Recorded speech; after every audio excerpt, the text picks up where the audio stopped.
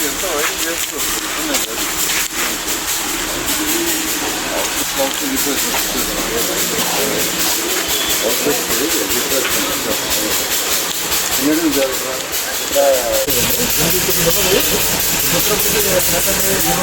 జరుగు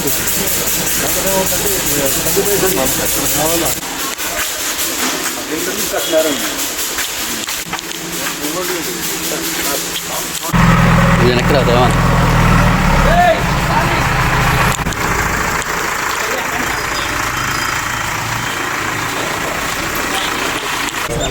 జస్ట్ వాటంతా కూడా వచ్చి అది తర్వాత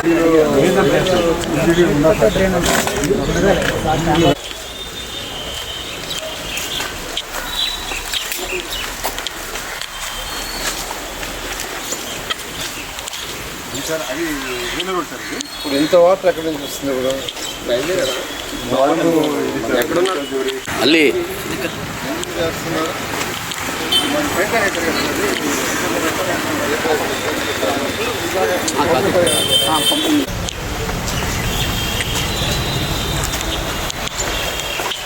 వాళ్ళు బయలుదేరు అందుకే వీడియో చేస్తాను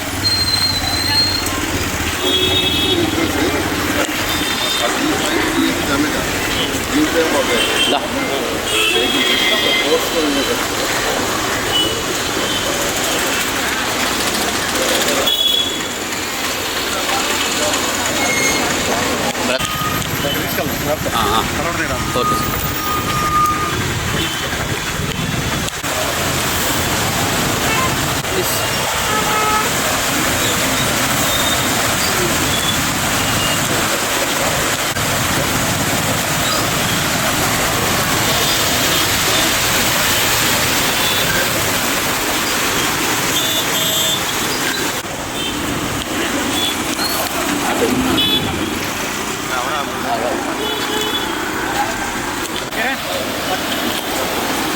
అటు సైడ్కి వెళ్దాంపా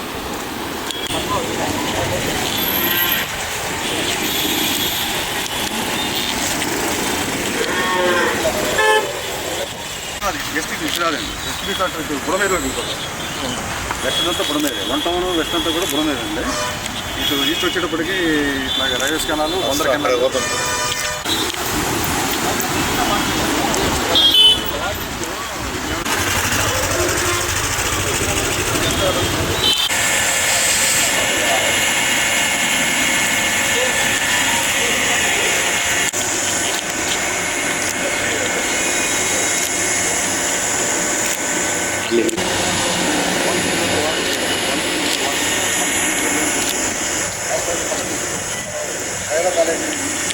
ఎవరైనా చెప్తే అర్థం చెక్ చేసేయమంటాం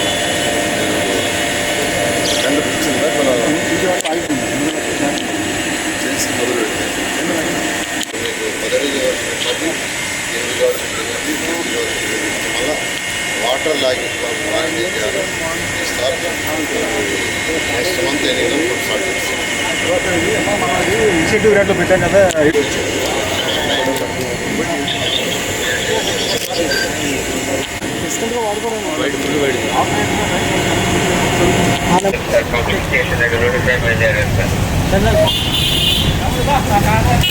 బండేదబ్బా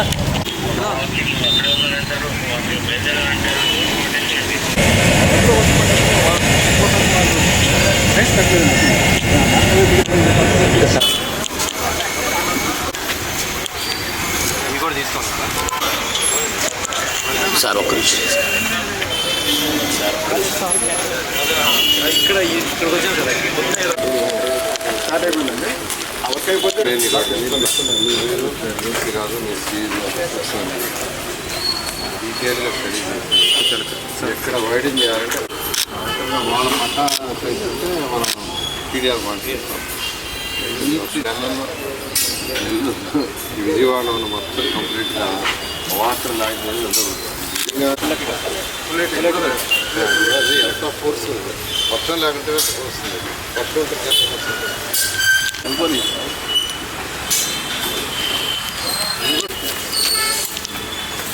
పార్టీ వందే కాబట్టి పర్లేదు సార్. అంటే ఈ డ్రైన్ అయిపోతుందని చెప్తున్నాను. ఎందుకంటే నీళ్ళు పడ్డానికి విజయవాడ శంకరాన్ని ఉంటారు.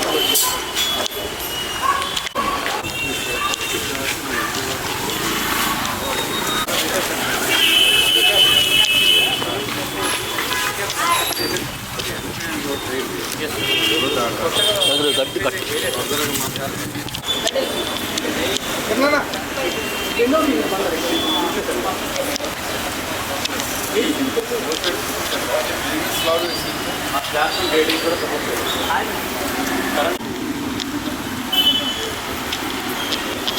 మంట ఊగుతుంది.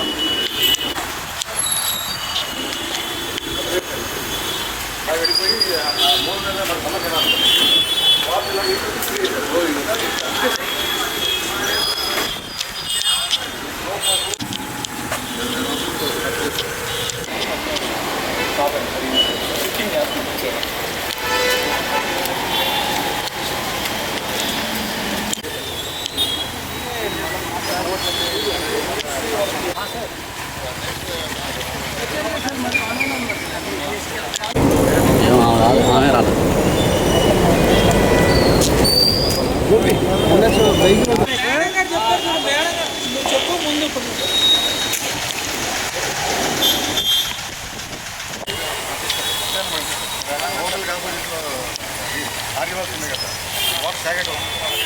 నగరంలో వర్షం పడితే నీళ్లు ఫ్రీగా పోవటానికి 500 కోట్లతో 2014-19లో శాంక్షన్ చేసి దాంట్లో 55% పూర్తి చేసాం. అయితే ప్రభుత్వం మారటం, గత ప్రభుత్వం దాన్ని పక్కన పెట్టేస్తుంది. ఈరోజు మన రాష్ట్రంలో విశాఖపట్నం పాపులేషన్ 20 lakhs. తర్వాత మనకున్న మున్సిపాలిటీలో పెద్దది విజయవాడ. 2011 ప్రకారం 10.34 lakhs పాపులేషన్, 2011 సెన్సస్ ప్రకారం. ఎందుకంటే జనరల్గా 2011లో సెన్సస్ చేశారు, తర్వాత సెన్సస్ చేయాల, అందువల్ల ఆ డేటానే మనం మాట్లాడతాం. అయితే రోజు రోజుకి సిటీలు పెరుగుతూ ఉంటాయి. పెరుగుతూ ఉండేటప్పుడు దాన్ని దృష్టిలో పెట్టుకొని రాబోయే 30 సంవత్సరాలు దృష్టిలో పెట్టుకొని 2014లో 500 కోట్లు శాంక్షన్ చేసాం. అంటే రాబోయే 30 సంవత్సరాల్లో టౌన్స్ ఎలా డెవలప్ అవుతాయి, ఎంత ఎక్స్టెన్షన్ అవుద్ది, దానికి తగ్గట్టుగా డ్రైన్స్ ఎంత ఉండాలి, అవుట్ఫ్లో ఎంత ఉండాలి, ఇవన్నీ చేస్తే గత ప్రభుత్వం దాన్ని ఆపేస్తుంది. దానివల్ల అనేక ఇబ్బందులు పడుతున్నాం. ఇప్పుడు వర్షం వస్తే దాదాపు విజయవాడలో 5-6 రోడ్లు 2 అడుగులు 3 అడుగులు అవుతుంటున్నాయి. దీనికి యాక్చువల్గా ఇవాళ అధికారులని ప్రజాప్రతినిధులు తీసుకొని నేను ఈరోజు యాక్చువల్గా కొన్ని ఏరియాస్ తిరగడం జరిగిందండి. పుల్లెట్ డ్రైన్ అనేది ఒకటి ఉంది, Siddhartha college, Laila college, polyclinic area. ఎందుకంటే ఎక్కువగా అక్కడ బ్లాక్ అయిపోద్ది. తర్వాత నెక్స్ట్ వచ్చి ఎన్టీఆర్ సర్కిల్ టు దర్శిపేట, ఆ ఏరియా ఇవాళ విజిట్ చేశాను. అదేవిధంగా బెన్ సర్కిల్ ఏరియా, ఫ్లైఓవర్ దగ్గర ఫ్లైఓవర్ కట్టారు కానీ వాళ్ళు వాటర్ పోయేదానికి పట్ల. అప్పటికి మా కమిషనర్ గారు ఒక వరుసలో గ్రిల్ పెట్టారు, అది 2వ వరుస కూడా పెట్టాలి. తర్వాత క్రాస్ ఇది కూడా ఇవ్వాలి. ఇప్పుడే నేషనల్ హైవే వాళ్ళకి చెప్పాను, మీరు పర్మిషన్ ఇచ్చేయండి, మున్సిపల్ కార్పొరేషన్ కంప్లీట్ చేస్తుంది. ఎందుకంటే వాళ్ళకి పర్మిషన్ తెచ్చుకొని వాళ్ళు ఢిల్లీ ఫైల్ పంపించి ఆ నుంచి వచ్చేలోపు చాలా టైం అయిపోతుంది. అందువల్ల ప్రజలు ఇబ్బంది పడుతున్నారు. ప్రజలు ఇబ్బంది పడకుండా ఉండటమే మా ప్రభుత్వం యొక్క లక్ష్యం. అందుకని మీరు పర్మిషన్ ఇచ్చేయండి, ఆ డ్రైన్స్ పార్ట్ వరకు మున్సిపల్ కమిషనర్ గారు కంప్లీట్ చేస్తారని చెప్పడం జరిగింది. అదేవిధంగా పకిరగూడెం ఈ ఏరియా కూడా రావడం జరిగింది. ఇక్కడ మెయిన్గా ఒకటే నేను యాక్చువల్గా ఇవాళ ఆ Siddhartha Laila college polyclinic area చేస్తే 10 అడుగులు ఉండాల్సిన డ్రైన్ 2 అడుగులు 1.5 అడుగుకి వచ్చింది. నీళ్ళు ఎలా పోతాయండి? వర్షం వచ్చినప్పుడు ఒరిజినల్గా కొన్ని దగ్గర 10 అడుగులు ఉంది, 10 అడుగుల్లో నీళ్ళు ఫుల్గా వస్తున్నాయి. కొద్ది దగ్గరికి వచ్చాలకి 2 అడుగులు 1.5 అడుగు 1 అడుగు. ఆ నీళ్ళు ఎలా పోవాలో వెనక దంతున్నాయి. ఇవాళ అందుకనే మా ఈఎన్సీ గారిని, సిఈని, ఎస్సీలని వీళ్ళందరినీ మార్నింగ్ 7కే పంపించా. 7 గంటలకు పోయి మీరు మొత్తం స్టడీ చేయండి. నేను వస్తాను, మీరు ఇప్పుడు ఫోన్ చేస్తే అప్పుడు వస్తాను, నేను కమిషనర్ గారు పొలిటికల్ పీపుల్ వస్తాం మాట్లాడతామని చెప్పి యాక్చువల్గా ఇవన్నీ తిరగడం జరిగింది. ఎక్కడికక్కడ ఇన్స్ట్రక్షన్ ఇచ్చాను. నేను ఒక్కటే చెప్పేది, ఎక్కడైతే డ్రైన్స్ ఓపెన్ చేయాలో ఆ డ్రైన్స్ ఓపెన్ చేయడానికి ఎవరన్నా పేదలు నిరుపేదలు ఇల్లు కట్టుకొని ఉంటే వాళ్ళకి టిట్కో హౌస్ కానీ ఏదైనా హౌస్ ఇస్తాం, దానికి రీప్లేస్మెంట్కి పోక తప్పదు.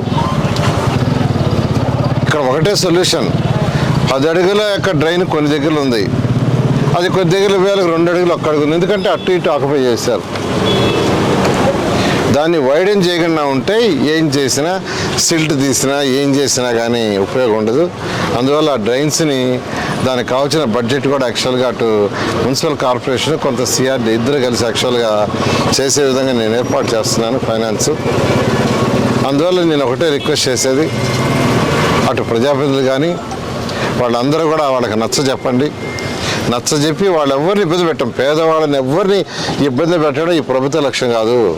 వాళ్ళకి ఆల్టర్నేటివ్గా టిట్కో హౌస్ లాంటి హౌసెస్